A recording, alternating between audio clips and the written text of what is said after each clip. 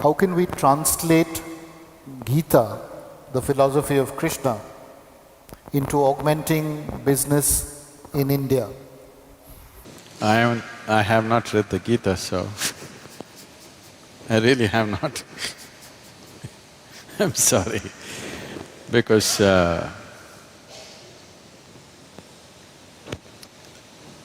for me, my own vision has never failed me.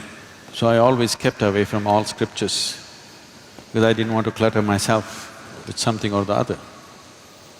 The only thing that I learned and I continue to do is, if I look at something, if I look at a person, I know their past, present and future. That is the level of attention I'm paying to them. I don't look at like this.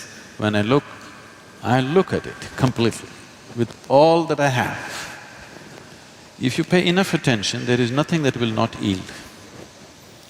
So I never had any reason or need to go looking for scriptures or something.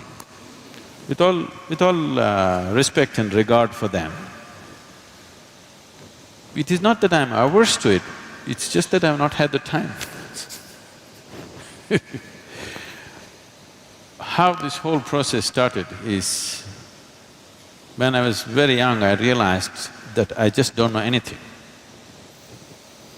See, if you realize that you do not know, if it's a full-scale realization that you do not know anything, paying attention will be natural,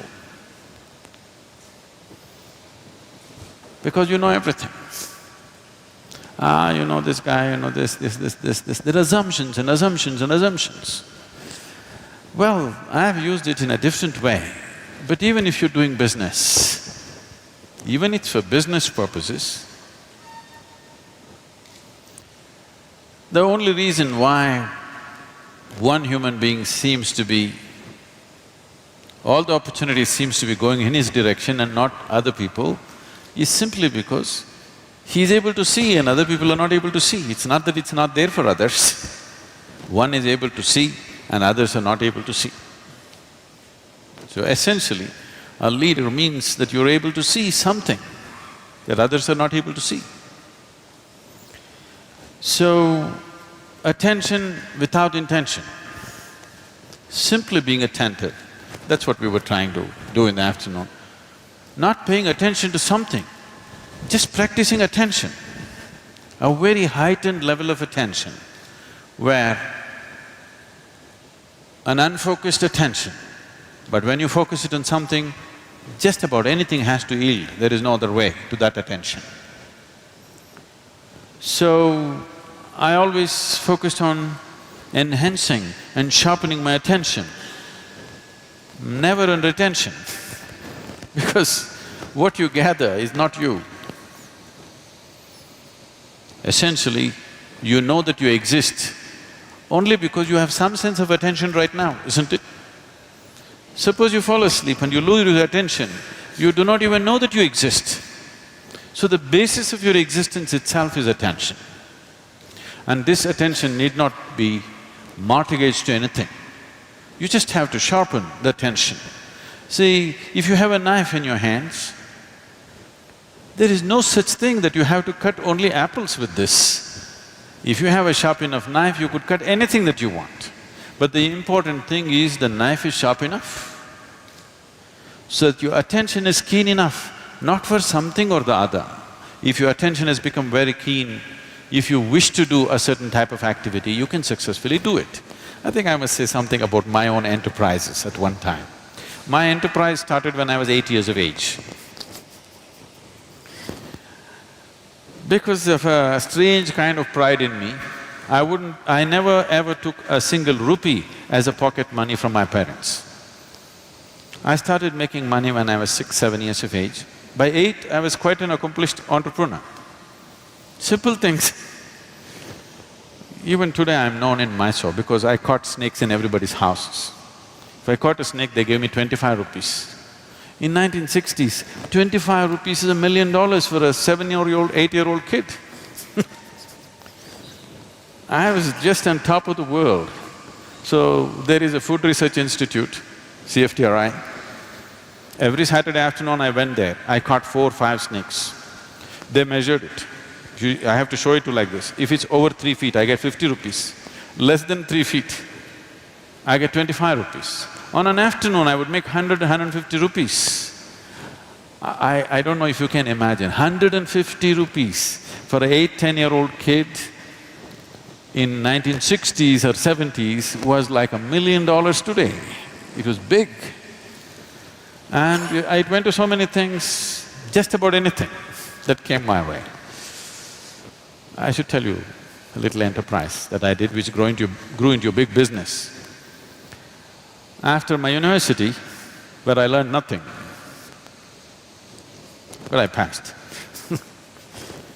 The only thing was, by then I had crisscrossed India on my motorcycle, and I suddenly realized when I went to the borders of India, they asked me for something other than my driving license. I did not even know that there was a passport. See, it's not like today. Today every child, maybe 3-year-old, 4-year-old kid knows he has to have a passport.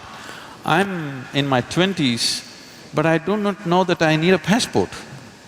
I went to the border and then they said, "Where is your passport?" I said, "What? I have a driving license." They said, "No, you need a passport." Then I turned back from Nepal border and came back on my motorcycle. So my only dream was, I'm going to just ride across the world. So I wanted to do something, I started kind of farming, commercial farming. I was making money. I thought I will do for 2 years and leave. But in the meantime, my entrepreneurship took off in so many different ways. Like this I went about. And then there was an industry coming up close by, they wanted to build a water treatment plant. I happened to know the person who was running the industry. I just went there and I wanted to meet him. I was sitting in his office, they were discussing something about a water treatment plant. I just heard this and they were looking at the drawings and stuff. Then I asked him, "Can I apply? Can I do this? Because it is close to my farm, can I do this?" He said, "No, this is very complex, there are some experts from Mumbai and Bangalore who will come and do it, you cannot do it." I said, "Give me a chance, let me see." I took the file from him. I went and read through everything. Then I went back to him after 3 days and said, "I can do this." He said, "Don't you do this, you're my friend. I don't want to do this." "No, just let me give a tender." So those days, there was something called as Navakarnataka book stalls. They were selling only the Russian books. You used to get big literature books, you can get Lev Tolstoy's War and Peace for 2 rupees and engineering books for 1 rupee, 2 rupees, all hardbound books. I bought 10 books about water treatment plant, sat down in my farm and poured through this day and night. I made my own new design. I went there and I gave a tender for 1.76 lakhs. Mind you, this is 70s. And the closest tender was 32 lakhs. The highest tender was over 60 lakhs. He looked at this and said, "You are funny. You're not going to do this." I said, "No, I can do it." He said, "No way you can do it. Look at this, the nearest tender is 32 lakhs and you're saying 1.76 lakhs. How will you do it?" I said, "Give me 1 more day." I went back again and poured through the books. I said, "I'll do it." Then he said, "It's 90 days, you must finish this and it must work. If it doesn't work, at your own cost, you must remove it, clean the site and go, and I will not give you a rupee of advance." I again went and poured through the books. I said, "I can do it." I completed this in a little over 70 days. I did this in 90+thousand rupees. In one shot, I made 80,000 rupees, just like that. People thought this is a hit. There my construction industry started. Raja Ramana was coming for RMP plant. He's just coming in a helicopter to see where the site is. There is no anybody there. I just went and met this engineer, he was breaking his head, "I don't know what to do, I have to mark the site." I said, "I've got pegs and white cloth. I will just go and mark the site for you." I marked it, they paid me 38,000 rupees for a 15-minute job. I went on my motorcycle and just fixed it myself. Like this, my enterprise started and we grew into a major construction company. We were going very big, but then I got enlightened, so I gave up.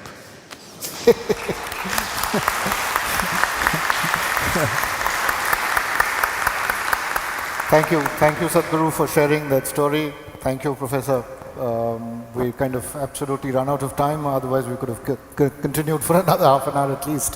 Thank you for being an attentive audience.